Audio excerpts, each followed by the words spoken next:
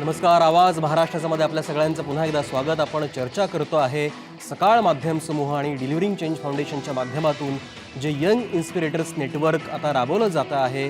हे जे हा जो उपक्रम आहे, हा जो आयाम आहे, त्या माध्यमातून तरुणांची जी ऊर्जा आहे, तरुणांमधली जी उर्मी आहे आणि त्यांच्या मनातल्या ज्या काही सगळ्या संकल्पना असतील, कल्पना असतील, त्यांना प्रत्यक्ष कृतीमध्ये कसं आणता येईल आणि त्याच्यामध्ये सगळ्या समाज घटकांना कसं सामावून घेता येईल, या अनुषंगानं आपण ही सगळी चर्चा करतो आहे. आणि मगाशी जसं ही सगळी तरुण विद्यार्थी मंडळी बोललेली आहेत आपल्याशी आणि त्यांनी त्यांचे मुद्दे मांडलेले आहेत, हेच मुद्दे घेऊन आता मी जाणार आहे डॉक्टर उल्हास शिवूरकर यांच्याकडे. शिवूरकर सर, तुम्ही आता ऐकलं की हे सगळी मुलं खूप छान बोलत आहेत. त्यांच्या मनातले सगळे प्रश्न आणि त्याची एक मांडणी त्यांच्या पद्धतीने ते करतायत.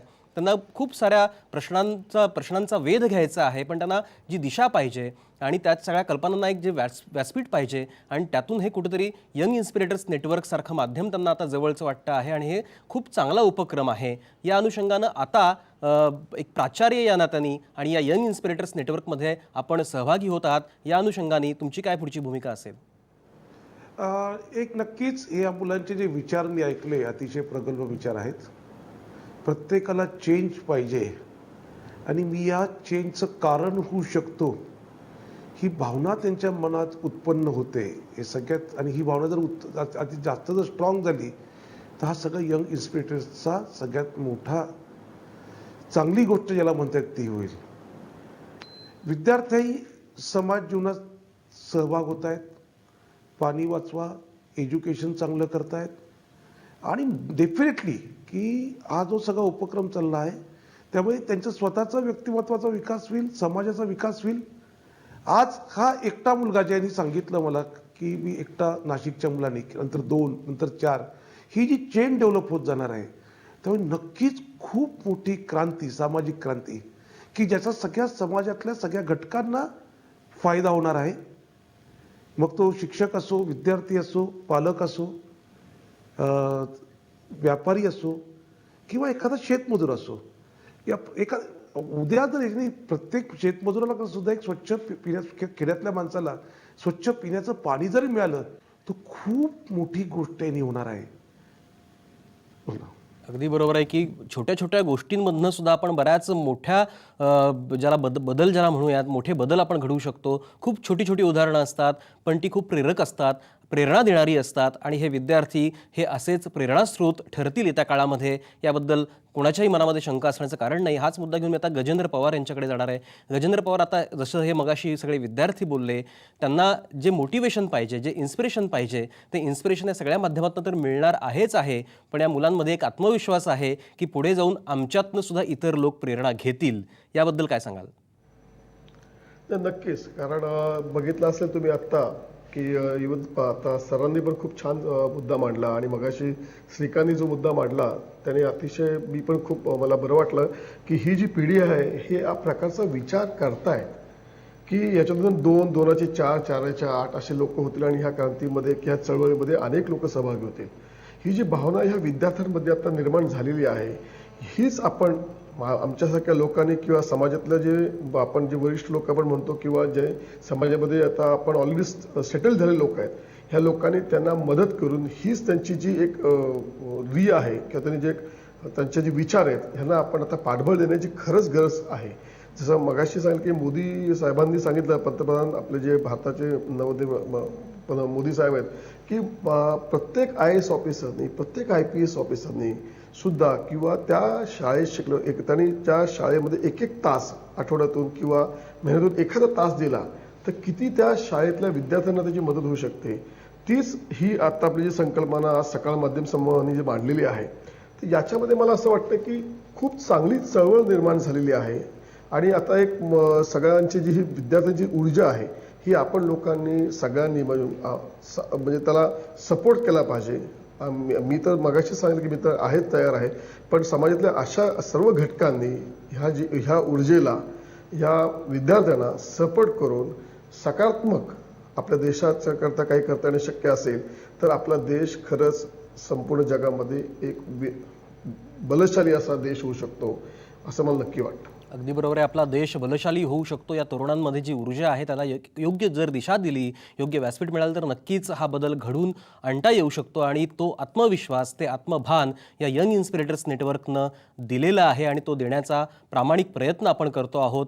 हाच मुद्दा घेऊन मी आता रुपल संचेती मॅडमकडे जाणार आहे. संचेती मॅडम, आता आपण सगळ्यांचे मुद्दे ऐकलेले आहेत, विद्यार्थ्यांचंही म्हणणं ऐकलेलं आहे, त्यांचे अनुभव ऐकलेले, त्यांचं व्हिजन ऐकलेलं आहे. आपण हे सगळं जे नेटवर्क उभं करतो आहे, एक विद्यार्थ्यांची, तरुणांची एक चळवळ, एक संघटन या माध्यमातून आपण करतो आहोत, तर याचा सगळा पुढचा जो ॲक्शन प्लॅन असेल तो कसा असेल? तो ॲक्शन प्लॅन आता तर आपल्यासमोर सगळे स्टेक होल्डर्स आहेत, प्राचार्य आहेत, गजेंद्र पवार साहेब आहेत, सगळे तरुण आपले अमेझिंग मोटिवेटेड लीडर्स आहेत. आता पुढचा भाग असा की सगळ्या तरुणांनी आपल्या आपल्या कल्पना मांडायच्या, ज्या इम्प्लिमेंटेबल आयडियाज आहेत त्या लिहून काढायच्या आणि त्या सकाळ माध्यमाबरोबर, व्यासपीठवर, यंग इन्स्पिरेटर्स नेटवर्कवर मांडून त्यांची काय ते इम्प्लिमेंट कसं करणार, त्याच्यासाठी विमेन सेफ्टी असो किंवा सॅनिटेशन असो किंवा गव्हर्नन्स असो, ह्या सगळ्या त्यांच्या आयडियाज काय आहेत, ते कसे सोल्युशन्स फाइंड करू शकतील त्या मांडाव्यात. आणि ते आपण टॉप 7 आयडियाज जे आहेत ते आपले leaders, whether it's the PM, CM और अदर पॉलिटिकल लीडर्स, त्यांच्यापर्यंत घेऊन जाणार आहोत. Top 7 ideas which are implementable will be awarded. आणि पुढचा 1 वर्ष आपण 4,500 कॉलेजेसपर्यंत जाऊन त्यांच्या आयडियाज इम्प्लिमेंट करून 1 वर्षाने त्या सगळ्या इम्प्लिमेंटेबल आयडियाजचा इम्पॅक्ट किती झाला हे मोजून again Maharashtra wide we will have a program where we will talk about all the ideas implemented, जो बदल घडवला आहे. I am extremely very motivated by the student leaders who have been speaking and they are the motivation for us to be able to give the platform. अगदी बरोबर आहे की हा बदल घडवण्यासाठी हे सगळ्या तरुण विद्यार्थ्यांचं काम आहे. आणि तरुण विद्यार्थी आता समोर येत आहेत, ते आपल्या नेटवर्कमध्ये सहभागी होत आहेत, त्यांना जे बदल घडवायचे, त्यांच्या डोक्यातल्या सगळ्या ज्या कल्पना आहेत ते मांडणार आहेत. आणि त्यातल्या आपण, तुम्ही जसं म्हणाला की टॉप 7 ज्या कल्पना आहेत, सर्वोत्कृष्ट 7 कल्पनांना आपण व्यासपीठ उपलब्ध करून देणार आहोत. त्याला आपण काही असं पुरस्कार पण देणार आहोत आणि त्यातून एक चांगले बदल घडवण्याचा आपण हा प्रयत्न करतो आहोत. आणि त्यामध्ये स्टेक होल्डर्स, जे तुम्ही मगाशी म्हणालात की सगळे स्टेक होल्डर्स आपण याच्यामध्ये कशा पद्धतीने इन्व्हॉल्व करून घेऊ शकतो, या दृष्टिकोनातून आपण हे सगळे प्रयत्न करतो आहोत. आणि यातून खरं म्हणजे जो एक सक्षम, एक समर्थ भारत आपल्याला घडवायचा आहे, तो भारत की जो तरुण आहे, यंग इंडिया आहे, या सगळ्या तरुण भारताचं हे प्रतिनिधित्व करणारं यंग इन्स्पिरेटर्स नेटवर्क आहे. आणि या अनुषंगानं आता मी परत अगदी छोट्या छोट्या मुद्द्यांसाठी मी परत आपल्या सगळ्या तरुण विद्यार्थ्यांकडे जाणार आहे. सगळ्यात पहिल्यांदा मी परत जातो श्रीकांतकडे. श्रीकांत, आता मला सांग की आपण या सगळ्या कल्पनांचा विचार करतोय, तुझ्या डोक्यातली काय कल्पना आहे, अगदी थोडक्यामध्ये सांग. सर, आता आपल्याला जसं शैक्षणिक एक विषमता आढळते की मराठी शाळेत पालकांचा ओघ थोडासा कमी असतो आपल्या पाल्यांना टाकण्याचा, आणि तेच इंग्लिश मिडियम असलं की त्यांचा थोडासा ओघ तिकडे वाढतो. हे म्हणजे आजची जो सिनारिओ आहे की करंट रिक्वायरमेंट काय आहे की तुम्हाला इंग्लिश, एक तुम्हाला फ्लुएन्सी पाहिजे वगैरे असल्या सगळ्या गोष्टींमध्ये.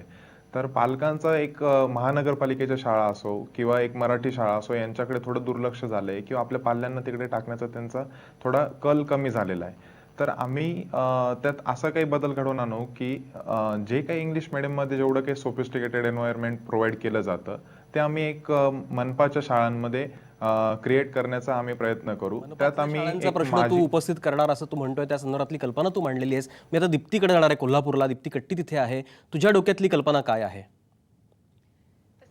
पण भरपूर आहेत, पण थोड्याशा गोष्टी सांगेन. मी थोडंसं कोल्हापूरबद्दल बोलेन. जेव्हा आम्ही ट्रेनिंग घेऊन इकडं आलो तर आम्ही एक मीटिंग घेतली आणि त्या मीटिंगमध्ये प्रत्येक लीडरनी आपल्या मनात काय काय बदल हवे आहे ह्या शहरामध्ये किंवा ह्या जगामध्ये काय चेंज व्हायला पाहिजे ते आम्ही आधी लिहून काढलो आणि त्याचं इम्प्लिमेंटेशन पाठोपाठ चाललेलं आहे. पहिली ॲक्टिव्हिटी जी आम्ही घेतली ती म्हणजे जलदिंडी. आम्ही सगळ्यांनी पाणी वाचवण्यासाठी शपथ घेतली. आणि दुसरी गोष्ट म्हणजे आम्ही गणपतीचा फेस्टिवल अगदी समोरी होता, सो त्यासाठी आम्ही डॉल्बी बंद करून पारंपरिक वाद्याचा वापर करून, लेझिमचा वापर करून आम्ही मिरवणूक काढला.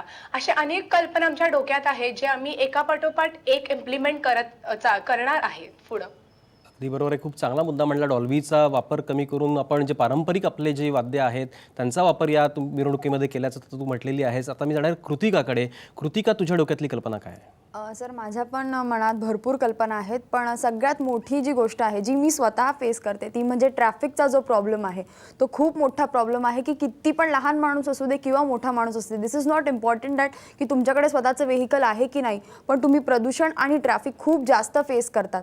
तर मला असं वाटतं की स्टुडंट्स नक्कीच यावरती काहीतरी विचार करतील. माझ्या अंडर माझ्या कॉलेजमधले 30 स्टुडंट्स आहेत, काही NSSचे आहेत, काही NCCचे आहेत, काही आर्ट सर्कलचे स्टुडंट्स आहेत. तर मी सुद्धा त्यांच्याकडून भरपूर आयडियाज मी त्यांच्याकडून घेतल्या आहेत आणि मी त्यांचे ऑडिशन्स ज्या पद्धतीने घेतले त्या पद्धतीमध्ये मला कळलं की कोणाचा स्ट्रेंथ काय आहे आणि कोणाचा विकनेस काय आहे. म्हणजे एखादा खूप छान गातो, एखादा खूप छान डान्स करतो, एखादा खूप छान ॲक्टर आहे, तर त्यांचे स्ट्रेंथ आता मी ओळखू लागली आहे की भलेही तो सायन्सचा स्टुडंट आहे किंवा IT चा स्टुडंट आहे, पण तो खूप छान बोलू शकतो सगळ्यांसमोर. एखादा नाही बोलू शकत, पण जेव्हा it comes to him to write something he is very good at that.